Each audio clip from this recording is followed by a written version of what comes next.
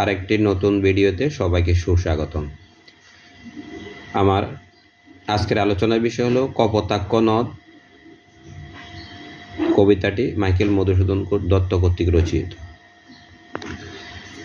তো মাইকেল মধুসূদন দত্তর কথা বলতে গেলে তিনি কিছু না কিছু বলতে হয়। তিনি মাইকেল মধুসূদন দত্ত 1824 খ্রিস্টাব্দে 25 জানুয়ারি যশোর জেলার সাগরদাড়ি গ্রামে জন্মগ্রহণ করেন। তার জীবন ইতিহাসে আমরা দেখতে পাই তিনি দেশে কাব্যচর্চা থেকে বিরত হয়ে তিনি সুদূর পাশ্চাত্যে চলে গেলেন, অর্থাৎ ফ্রান্সের বাসায় নগরীতে তিনি চলে গেলেন। সেখানে তিনি কবিতা লেখা শুরু করলেন। তিনি সেখানে বসে পেত্রাক এর যে সনেট, পেত্রাক, শেক্সপিয়র এদের সনেটকে অনুশীলন করলেন এবং পেত্রাক এবং শেক্সপিয়রের সনেট কবিকে সনেট রচনায় অনুপ্রাণিত করলেন। আর এই কপোতাক্ষ নদটি হলো সনেট জাতীয় রচনা, বা যাকে আমরা বাংলা বলি চতুর্দশপদী কবিতা। চতুর্দশপদী কবিতার বৈশিষ্ট্য হলো 14টি চরণ থাকবে, মানে 14টি লাইন থাকবে। প্রতি লাইনে মাত্রা হবে 14 থেকে 20, আর এটা পর্ব বিভাজন থাকবে। আর এই সনেটের আরেকটা বৈশিষ্ট্য হলো এটা হয় মাত্রাবৃত্ত ছন্দে রচিত হবে, না হয় অক্ষরবৃত্ত ছন্দে রচিত হবে। আমরা এখন যে কবিতাটি পড়ব সেটা হলো মাত্রাবৃত্ত ছন্দে রচিত মাইকেল মধুসূদন দত্ত। আর মাইকেল মধুসূদন দত্তের কথা না বললে নয়, তিনি এই বাংলা সাহিত্যের কবিতা জগতে সনেট আবিষ্কারের ফলে বাংলা সাহিত্যের কবিতা আবৃত্তি করে পড়া হয়। না হলে আগে কবিতাকে পড়া হতো সুর করে, অর্থাৎ গানের মতো। তাহলে এই মাইকেল মধুসূদন দত্ত কবিতা জগতের এক অবিসংবাদিত বা যুগান্তকারী পদক্ষেপের এক কবি। এখন আমরা চলে যাই মূল কবিতাটিতে। আমি মাত্রা সহকারে পর্ব বিভাজনের মাধ্যমে কবিতাটি এখন পড়ব।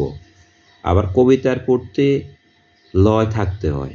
আমরা যখন ছোট শিশুদের ছড়াগুলি পড়াই তখন কিন্তু একটু দ্রুত লয় পড়তে হয়, মানে তাড়াতাড়ি করে পড়তে হয়। আর যখন আমরা এই সনেট জাতীয় কবিতাগুলা বা 3, 4, 5, 6 কবিতা, 7, 8 কবিতাগুলি পড়ি তখন মাত্রাবৃত্ত ছন্দে পড়তে হয়, অর্থাৎ একটু মধ্যম লয়।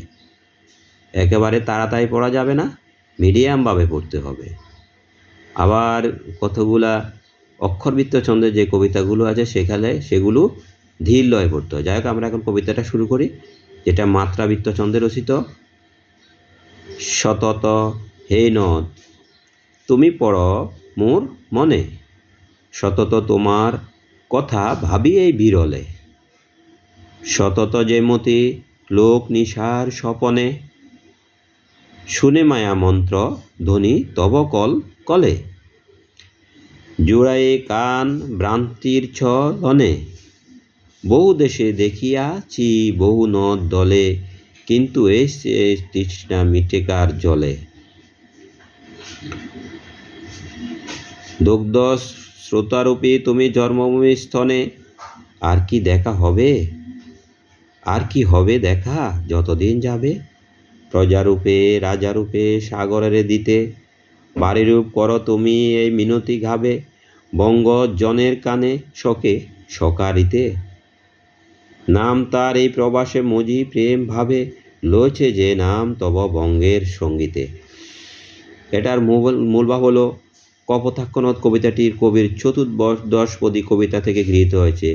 এই কবিতায় কবি স্মৃতিকাতরতা আবরণে তার অত্যুজ্জ্বল দেশপ্রেম প্রকাশিত হয়েছে। কবি যশোর জেলার কপোতাক্ষ নদের তীরে সাগরদাড়ি গ্রামে জন্মগ্রহণ করেন। শৈশবে মধুসূদন এই নদীর তীরে প্রাকৃতিক পরিবেশে বড় হয়েছেন। যখন তিনি ফ্রান্সে বসবাস করেন, অর্থাৎ ফ্রান্সের বাসায় নগরীতে তিনি যখন চলে গেলেন, তখন জন্মভূমির শৈশবে কৈশোরের বেদনা বিদুর স্মৃতি তার মনে জাগিয়েছে কাতরতা। আর তিনি এই কবিতার মাধ্যমে সেই কাতরতা প্রকাশ করেছেন। দূরে বসেও তিনি যেন কপোতাক্ষ নদের কল কল ধ্বনি শুনতে পান। কত দেশে কত নদী তিনি দেখিয়েছেন, কিন্তু ধর্মবীর এই নদ যেন মায়ের স্নেহডোরে তাকে বেঁধেছে, কিন্তু তিনি তাকে ভুলতে পারেন না। কবি মনে সন্দেহ জাগে, আর কি তিনি এই নদের দেখা পাবেন? কপোতাক্ষ নদের কাছে তার সবিনয় মিনতি, বন্ধুভাবে তাকে তিনি স্নেহাদরে যেমন স্মরণ করেন, কপোতাক্ষ নদ যেন একই প্রেমভাবে তাকে সস্নেহে স্মরণ করে। কপোতাক্ষ নদ যেন তার স্বদেশের জন্য হৃদয়ের কাতরতা বঙ্গবাসীর নিকট ব্যক্ত করে। দেশমাতৃকার প্রতি অকুণ্ঠ প্রেম যে মানুষের সহজাত প্রবৃত্তি কবিতায় তাই ধরা পড়েছে। আরেকটু প্রাসঙ্গিক কথা বলি, যেটা হলো মাইকেল মধুসূদন দত্ত তিনি একজন রাজ পরিবারের সন্তান হয়েও তিনি এই রাজ পরিবার ছেড়ে তিনি সুদূর ফ্রান্সের বার্সায় নগরীতে গিয়ে খ্রিস্ট ধর্মে দীক্ষিত হলেন। এজন্য ওনার নাম হলেন মাইকেল মধুসূদন দত্ত। তার আগে ছিল তার নাম মধুসূদন দত্ত। খ্রিস্টান ধর্ম গ্রহণ করার পর ওনার নাম হলো মাইকেল। তিনি এই যখন সুদূর পাশ্চাত্যে বসে ফ্রান্সের বার্সায় নগরীতে বসে কবিতা রচনা করেন, তখন কাব্যলক্ষ্মী তাকে বলল, ওরে বাছা মাতৃকোষে রতনের রাজি, এই দশারে এই দশা কেন তোর আজি? ওরে বাছা মাতৃকোষে রতনের রাজি, এই ভিখারির দশা তবে কেন তোর আজি? মানে কাব্যলক্ষ্মী তাকে বলতেছে স্বপ্নে যে তোর দেশে শব্দভাণ্ডার অপুরন্ত, মাতৃভাষার শব্দভাণ্ডার, তোর মাতৃভাষা বাংলা শব্দভাণ্ডারের অভাব নেই, তুই কেন ভিক্ষাবৃত্তি করতে এসেছিস এদেশের পাশ্চাত্যের তো এই কাব্য চর্চা কেন ব্রতী হয়েছিস? একটা কাব্য চর্চা করতে হলে দেশের প্রকৃতি সম্পর্কে বুঝতে হয়, দেশের প্রাকৃতিক দৃশ্য সম্পর্কে বুঝতে হয়, দেশের মানুষ সম্পর্কে বুঝতে হয়, সামাজিক পরিবেশ সম্পর্কে জানতে হয়। একটা দেশের সব কিছু অবলম্বন করার পর সেই কবিত্বের স্বাদ পায়। তুই এখন তোর দেশের এই অমূল্য সম্পদ রেখে, ধনরাজি রেখে কেন তুই বিদেশি ভাষায় চর্চায় মগ্ন হলে? কাব্যলক্ষ্মী তাকে এই বলে দিলেন। এত বলার পরও কিন্তু তিনি প্রাচ্যত্যে বসে সেই চতুর্দশপদী কবিতা অর্থাৎ সনেট রচনা করেছেন, যা ও পেত্রাক এবং শেক্সপিয়রের সনেটের কে অনুসরণ করে, এবং এই শেক্সপিয়র এবং পেত্রাকের সনেট তাকে অনুপ্রাণিত করেছিল কাব্যচর্চা, এবং তিনি সফলও হলেন।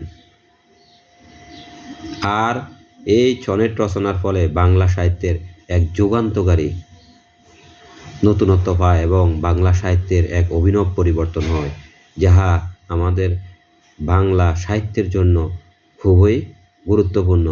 বাংলা সাহিত্যের কবিতা আবৃত্তিতে এখন এই সনেট প্রয়োগ করে বাংলা সাহিত্যের কবিতাগুলো খুব নিয়ম অনুযায়ী পড়া হয়। না হলে আগে পড়া হতো সুর করে, গান করে, যা কিন্তু কবিতার বৈশিষ্ট্য নয়। ধন্যবাদ সবাইকে ভিডিওটি দেখার জন্য।